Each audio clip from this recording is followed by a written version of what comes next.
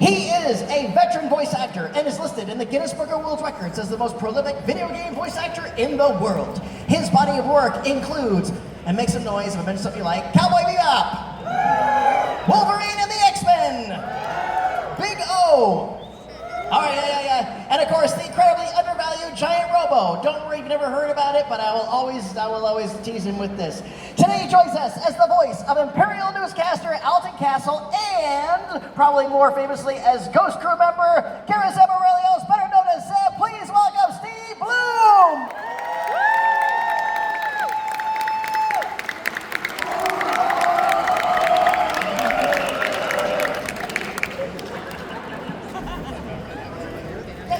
Or any way you like, there's me too. And next, she is an actress whose roles include Young Justice, The Internship, and of course, The Good Place. Today she joins us as the voice of Force-sensitive Mandalorian Sabine Wren. Please welcome Tia Sakar!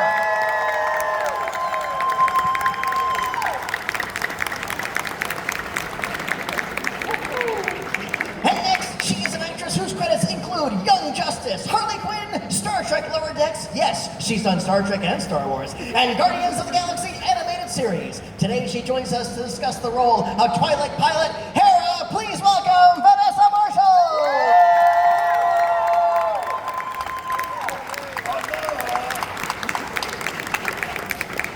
And finally, he is an actor and writer whose body of work includes The Vault, Waltz Before Mickey, and Bucket and Skinner's Epic Adventures. Today he joins us to discuss the role of Jedi Padawan Ezra Bridger. Please welcome Taylor Gray!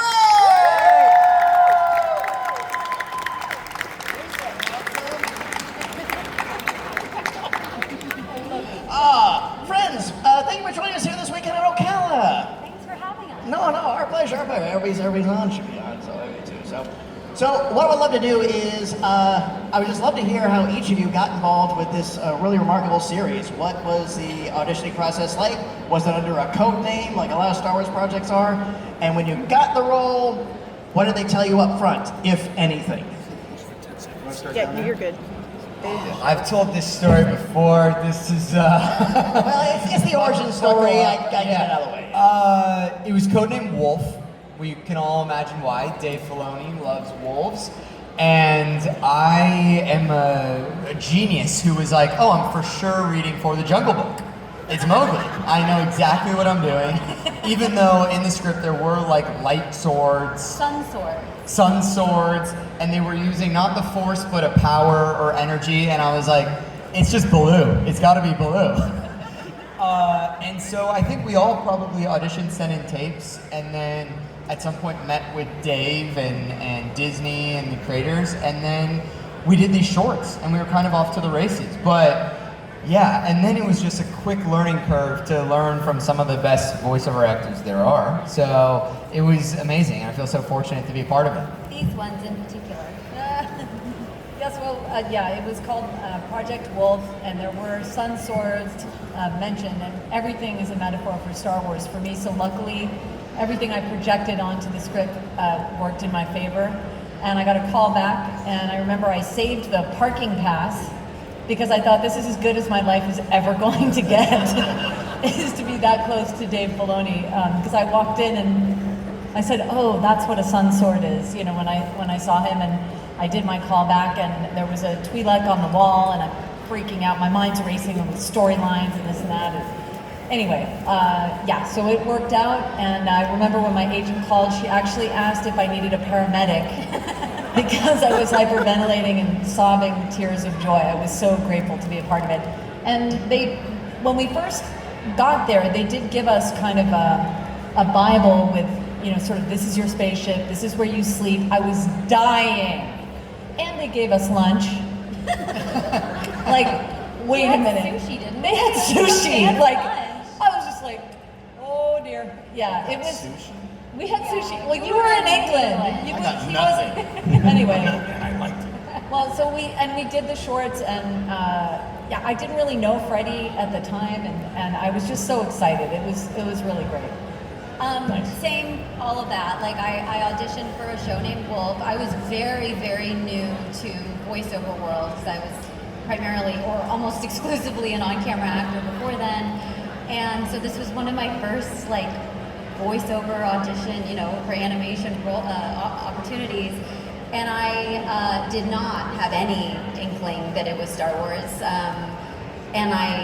And then like months went by. It was like a while. And so I had put it out of my mind, and then I got a phone call from my agent saying, hey, you remember that thing that you read for a few months ago? I said, yeah. And she said, well, you got it. And also, it's Star Wars. I was like, what? So that was a wonderful phone call to receive. And then, yeah, I met, well, you were in London. So we didn't meet him yet. And Taylor actually hadn't been cast yet. I think you were the last person to be cast. We needed our Mowgli. Yeah, we did Mowgli. He was in the jungle. We had to go find him. So our very There we go. our first session was just Vanessa, Freddie, and myself doing those little interstitial shorts, and I was, you know, basically just trying to act as though I belonged there and hope that nobody realized I shouldn't be and I didn't get fired. That was like my main objective. Yeah, I auditioned from home, as I do for everything else. It was called Wolf. I had no idea what it was. Got the call back and went to Disney and sat in this room in front of all these people from Disney and Lucasfilm and was absolutely terrified, but I didn't really know what I was working on even then. And they wanted me to go through a whole litany of different dialects. So we tried German and Swedish and Italian and French, all these different things. And then they said, okay, fine, that sounds good. And I never thought I would book it. And so I went away. I was at a Transformers convention in Birmingham, England. And all of a sudden I get the phone call from my agent. She says, you booked this show and we need to get you out to a studio. So they brought me to this little private studio out in the suburbs. And it's this wonderful, sweet little old couple. They look like Ma and Pa Kettle, English version. They welcomed me and stuck me in this really hot, sweaty booth upstairs. And I'm flipping through the pages and I'm looking at it and I just see stormtroopers on the pages and I'm like, oh shit, this is Star Wars. This is Star Wars! And I had... First Star Wars anything? No, I had been working... You had done bits and pieces. I was working on the games for years, for LucasArts. I've been working on Star Wars games since their inception, pretty much. Back before they were doing Star Wars games, I did like Full Throttle and The Dig, things like that, but never on a show. Yeah, and I've been a fan since 1977. I was their opening weekend for A New Hope. And so for me in that little sweaty booth in Birmingham, England, I was squeeing like a little fangirl and sweating and snotting all over myself. It was fantastic. And then I meet these guys months later and we get to work together and we fell in love and we're all family. And I literally love them as much as I love, probably more than members of my own family. Looking back on it, what's like one point in the series, maybe related to your character, maybe just in watching, that just really struck a chord in you? You know, when it happens, like wow, it's that wow moment. Oh. Well, I think we all know it. Well, there have been a few, actually, when I was Jupa bait. It's kind of going back to what my actual function has been mostly in the industry, just being dragged underground. No, but I think it was in, I don't even remember the name of the episode. You guys know the name of the episode. With Callus, when we first met on that moon. And, well, we hadn't first met. I think we had fought before that. But we were on that moon, and it was this episode where these two guys are really going through all of the pain and PTSD of their upbringing, and they're starting to heal and work together as a team. And that was, I had never done that in a cartoon before. That was intense and amazing and kind of life-changing in some ways. What's the Sidney Poitier movie where they're trained together? Do y'all know what I'm talking about? Enemy Mine. Enemy Mine? No. Okay. There's a Sidney Poitier movie and they're enemies and they're trained Enemy together. Mine, I think is what it was called. Maybe. It was Louis Gossett Jr. as the Louis alien Gossett. in Enemy Mine. Oh, am I talking about a different movie? Okay. Yeah, it might be a different it movie. reminded me of that movie. I think it was based on that. Oh, really? I think Which so. was actually based on a World War II movie called Hell in the Pacific with Toshiro Mifune and Dirty Dozen. Lee Marvin. That I didn't know. Wow. Okay, we all learned something today. That's how I got this job. I know all this useless knowledge. Well, I was at Star Wars weekends, and I don't know, Molly, where are you? Molly, Down there. different Molly. That's Molly one, and Molly, that Molly, also last name begins with an R, but she was my handler at Walt Disney World, and we're still friends. And the moment that I realized Molly is my lovely handler, if you come say hello to us, you'll meet Molly. Say hi. But Molly and Ryan are my dear friends, and I'm on stage with Chewbacca and Jar Jar Binks. Peter Mayhew, it was his birthday, and they had a Millennium Falcon birthday cake, and he had just had surgery to be able to walk and act in the first film that they were, sort of the latest versions with Disney. And he walked up and blew out the candles on his cake, and Obi-Wan Kenobi, James Arnold Taylor, had just given me mouse ears, and Chewbacca was my first action figure, and I tried to act normal, but I went into the bathroom after that and just started sobbing. And I know a lot of times we all, as we progress, children welcome, adulthood is interesting, things get challenging, and sometimes you just think like, oh, how am I ever going to get through this? Sometimes you just never know. They say don't quit before the miracle happens. You just never know how wonderful your life can get. And it was at that moment that, I guess that was my full circle moment. You said in that sweaty booth in Birmingham. For me, I'm sitting next to my first action figure as he's walking for the first time, blowing out candles on a Millennium Falcon. And Molly took me back to the hotel, and I just said to her, could you pull over for a minute? And she said, yeah. And I just looked at her and screamed and started sobbing. And that moment, I think we're bonded for life. You saw me at my most vulnerable, at my most grateful, at my most humble. And it just cracked my heart wide open. And to be given a Star Wars family like I have today with all of you, it's just, I feel beyond blessed. So I need to let you know how much you matter to me, and thank you. Oh my gosh, I got 2 pieces of candy. We're doing this for candy? No, let's go. Let's Well, you go. can say something. Everybody who asks a question stays in the rules. They get a piece of candy, and you guys say something that tickles me, I give you a piece. It's like the handshake on the thank British you. Viking show. Yeah. It's sour candy too, so I'm winning over here. All I right. don't think I can follow up that. So That's fair. can you? That's fair. Got a moment, an oh gosh moment from the show. Oh gosh. Oh, I misunderstood the question. What was the question? The question was, is there a moment in the show that struck a chord with you? Okay, there's something maybe Oh, has something you to do know with your when character, they or played- a revelation, or... Yeah, I was like, okay, we're doing Star Wars. Yeah. When they played James Earl Jones in the studio for us, like, that's not it. It sounded like I might have just yawned. Then I remember being like, okay, this is Star Wars. This is different. This is the coolest villain in all of cinema. Right, guys? So that was when it really became special. And I remember looking around at you guys like, oh, maybe I shouldn't be here. This is crazy. But that was really cool, especially because James Earl Jones actually did it in Rebels, and that was very special. Rest in peace. Mine is actually, well, when we got these jobs and signed on to this project, Dave Filoni and the writers had sort of tried to give us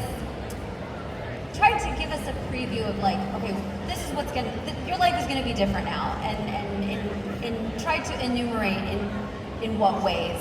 But there was really nothing that could really illustrate that, except for we went to San Diego Comicon, and we had an audience of like 5,000 people, and not one single second of our show had aired yet. So we had this huge, it was incredible, and the amount of like love and support and enthusiasm for a show that nobody in the audience had actually watched yet. That was like my first inkling of, or my first sort of idea that like, oh, okay, this is something much greater than myself and the 5 of us and even our show. Like the Star Wars fans that were there that day welcomed us into the Star Wars family in such a monumental, amazing way. That was kind of my first glimpse of what was to come. So thanks for being the best fandom in the galaxy. I have a quick question. I'm just curious, those of you who met us at Star Wars weekends, can you raise your hand? Because look at how I know exactly, and I know you all from back then. It's so wonderful to see you that we're all still alive after the pandemic. No, I mean I'm just so grateful to see you and hug you and be near you. But I mean, this isn't like just a hashtag. Like this friendship, this chosen family is a real thing. So I'm happy that you're all here. Is what I'm saying. Yeah, it's incredible. As are we. Well, before we go out there and start taking some of their awesome questions, thank you for indulging my capricious curiosity. On behalf of myself and the audience and the fandom in general, I thank you all. I thank you for your talents and your professionalism, performances you brought to these roles, and your collective body of work in general. You have all had wonderful careers, and you brought great entertainment across the board for so many projects. And thank you all for that. Thank you so much.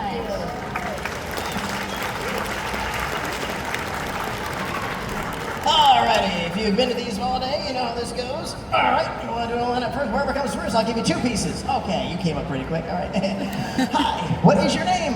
I'm Cheryl, and I did meet all of you at Star Wars Weekends. I don't you remember that. I don't remember it. I don't remember yesterday. I do. I remember you. I'm lucky I remember the white pants. Yes, but you remember. remember She says it. hello. She does Hello, hello. hello. Yeah. But yeah, so Steve, you had just said that your favorite episode was. I'm trying to remember it too, but. No one else actually Somebody got to here answer knows. that question. Yeah, I know. I should just look it up on What is it? Thank you. Honorable Thank you. ones. Honorable ones. The Defiant This one. is why. That's the movie. There you go. Right? I knew it The Defiant ones when they're chained together. So when it was, that obviously it was. The Defiant ones. Oh, The Defiant ones. okay. Okay. Yeah, I couldn't hear up there either. I thought they were talking about. Thank you. I don't know The nothing. honorable ones, which must have been based on or inspired by the Defiant. So the lesson is, don't listen to anything Steve says. And only sometimes listen to what he says. Sorry, please go on. Alright, so what's the question? The question is, no one else actually answered what your favorite episodes were for your characters. I didn't ask that. I said, what was a moment that made you go, whoa? But Steve did answer with an episode, but we did not get it from everyone else. But if So someone that- would like to actually say another one, go on. Okay, a moment that made me go whoa, which was also my favorite. Well, okay, I have a favorite episode as an actor and a favorite episode as a viewer. My favorite episode as a viewer is probably the series finale and the epilogue, which but as an actor, I would say Trials of the Darksaber was my favorite to do. Thanks, guys. It was the most challenging for sure. Certainly the most emotional and like the most vulnerable that Sabine had ever been or allowed herself to be. And so getting to record that one was really special. I love Wings of the Master, Woo! where Hera flies a V-Wing. I've said that before. But also when Snips sees his eyes at the end, that's my favorite viewer moment because that came full circle from Clone Wars and just ripped my heart out. My favorite episode was A World Between Worlds. Yeah, I thought just time travel in Star Wars is pretty cool. And hearing like Princess Leia and everyone through the different portals is very And the fun. animation in that Animation episode is is cool. insane. Yeah. Yeah. I love Thank you. I love the one with the Purgles too when they were first Oh, introduced. yeah. 'Cause I love whales and space whales. I mean, it's two of the best things possible. Hi, what's your name? Elizabeth. Hi. Hi. Random question. What is your favorite book? Oh. The Little Prince.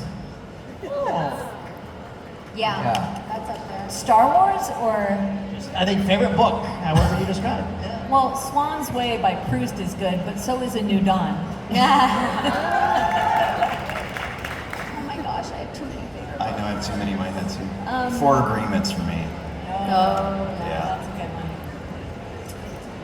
Green eggs and ham.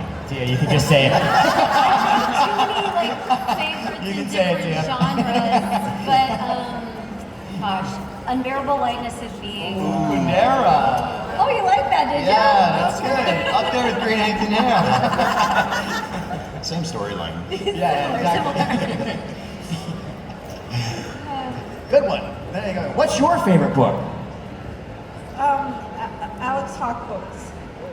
right. Oh. Fair. We'll take it. Hey, what's your name? My name is Chloe. Hi, Clay. Oh, hello. So, touching a little bit on whenever Kenan Jarrus gets his sight back at the very end. We're watching that as a viewer. How did that hit you, impact you, watching it? I couldn't hear the first part of that. When Kenan Jarrus gains his sight back and he's pushing everybody away to safety. Oh. Well, here's the thing. You read that on the page and it's like, oh, that's devastating. But then you see what Lucasfilm Animation does. Speaking of cracking your heart wide open, that was some of the most beautiful animation I've ever seen in my life. The colors that go down in that scene, just all the feels, it was really devastating. Yeah, you can't even imagine how good it would be until you actually see it, even though you've read it on the page. I don't know, do you think? Also, like all things Kanan related, you know, that was all a very emotional time for all of us as a cast, because as you can probably tell, we love each other very much. We spent a lot of time together making the show because we were very fortunate that, you know, Dave Filoni or Lucasfilm and Disney insisted that not insisted, but they had us record as a cast, which is pretty unusual nowadays in voiceover world. Losing Kanan also meant, sorry, spoiler alert, but losing, I feel like Wait, what? the statute of limitations. Yes, we are past that. Yeah. We are past that. But, you know, losing Kanan also meant losing Freddie for us. And so all of it was very heavy and, you knew. Yeah, it was very emotional. So it was like not just watching it as a viewer and the storyline and Kanan, but also layers upon layers of our personal feelings about the voice actor who played Kanan and our relationship with him. So. Well, and we watched that together at Disney. They sat us down, we watched that together, and I remember during that moment, I was just sobbing through the whole episode, and so I could barely even focus on what was happening on the screen. It's like, am I really seeing this? This is crazy. I shouldn't feel this is a cartoon. Yeah. Oh my God, that made me more emotional than almost anything else I've ever watched. It was insane. And we got to do that together as a family. It was really cool. Great question. Thank you. Hi. what's Taylor your didn't name? care at all. So. Emily. What you got, Em? We know that there's a lot of very important life lessons to learn about Rebels. Which ones with your specific characters hit you guys the most? You guys are bringing it with the questions, by the way. These are not questions we get often or ever. What life lessons have each of us learned from our characters? Never trust a droid.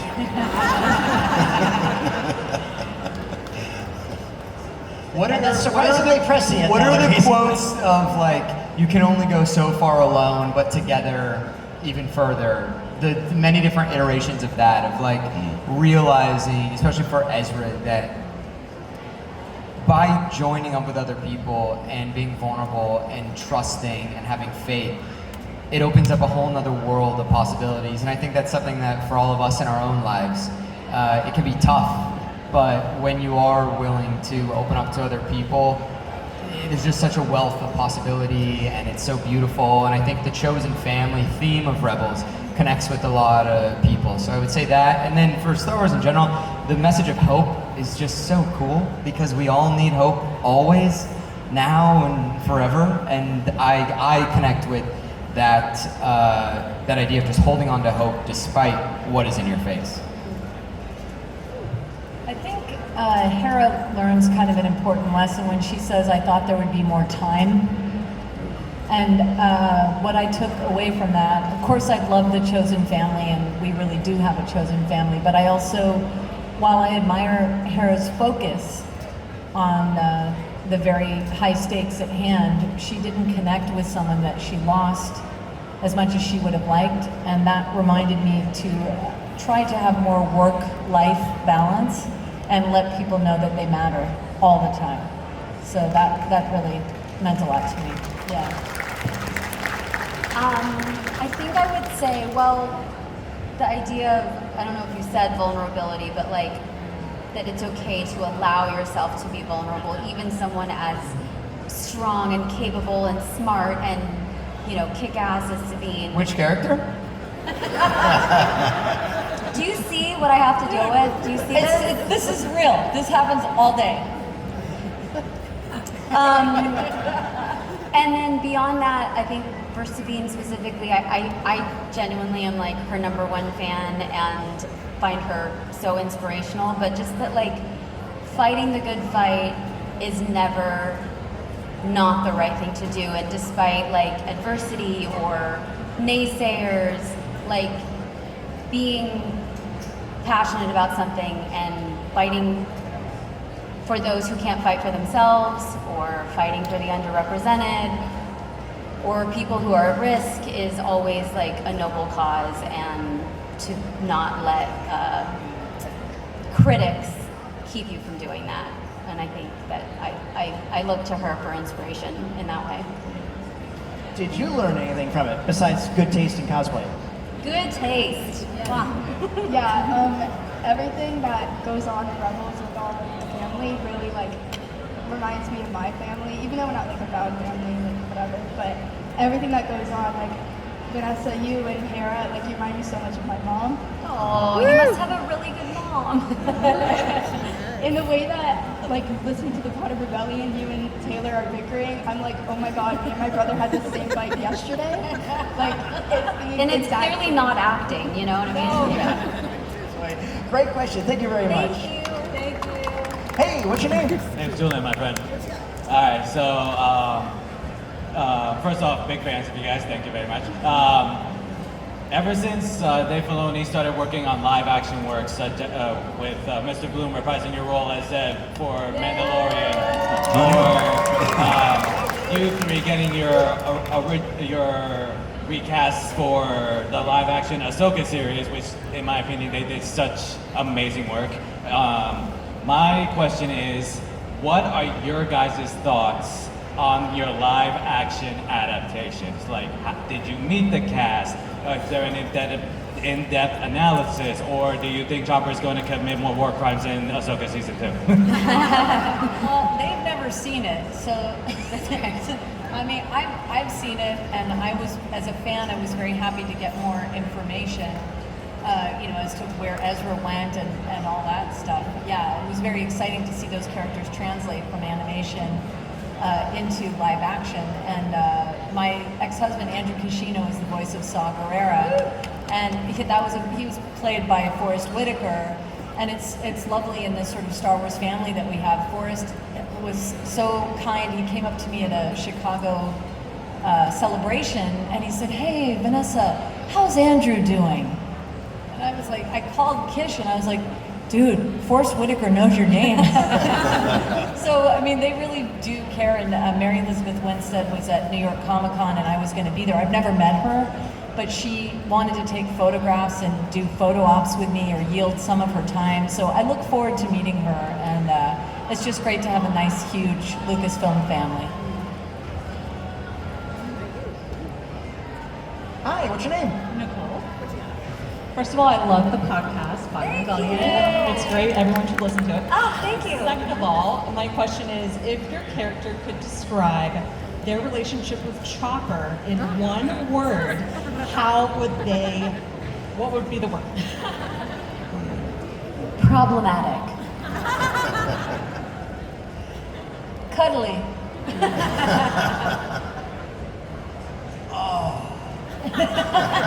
That's it. Perfect. Carabas. There you go, thank You look great, by the way. you. You have a question? Look at you. Well, I'll tell you what, we are just about at time, so you're gonna be our last question. So how about this? Why don't you come up on stage and ask them right in front of them? You wanna do that? All right, come on up. What's your name? Bobby! Bobby! Everybody say little Bobby! Hey, Bobby. Why don't you come on up, Bobby? Yeah, we'll do a step, and a step, and a step, and a step, and a step, and a step. And hey, Bobby. So Bobby, what's your question you want to ask them? I said, what makes your family strong? Bobby coming in with the Right. heavy hitting. Philosophical. What makes your family strong? Love and Melu runs. And trust. in each other and in ourselves. Listening. And a little bit of the force. Bobby, what do you think makes a family strong? I think makes a family strong is your kind heart. Bobby, that is a wonderful sentiment. Here, I have a blue and a green one. You guys are doing. Bobby, all right. So, panelists, what's on everybody's docket? Does anybody have any projects you may be allowed to share with us? Well, we do want to invite everyone to join us on our Star Wars Rebels Rewatch podcast.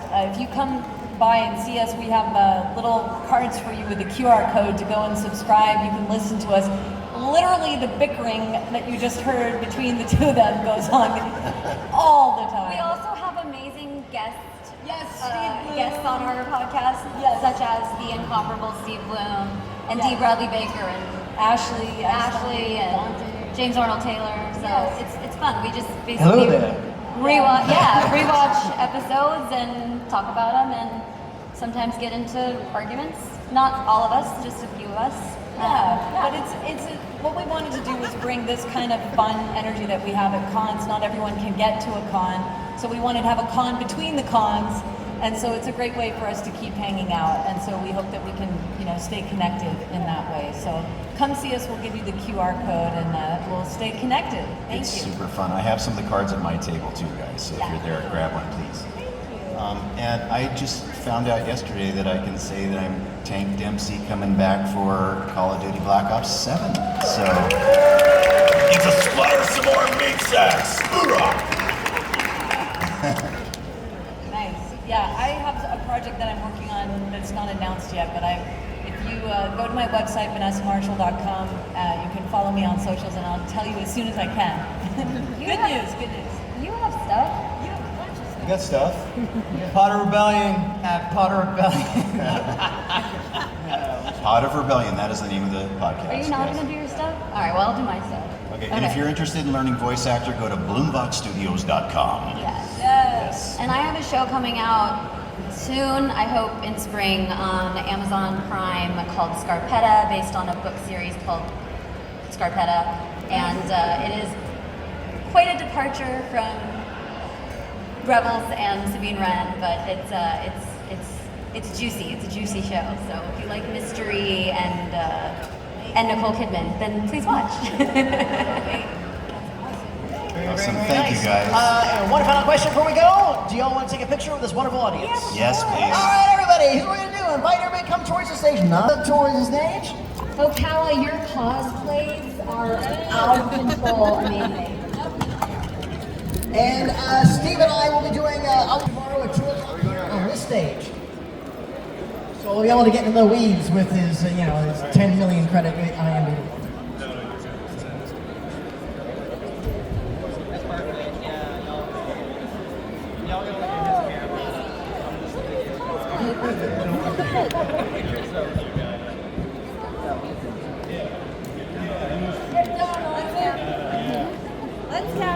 Yeah, take the cap off. All right, everybody. Big smiles at count of 3. Everybody do cheese. 1, 2, 3. All right. Just a little bit of stuff up behind that. Stuff there to check on out. Yeah, don't forget to check out that QR code for that podcast. And like I said, tomorrow me and this guy will be in here again at 2 o'clock. Just me and him. Bring the hard questions. Right. Thanks, guys. Thank you. Thank you. Look amazing. Thank you.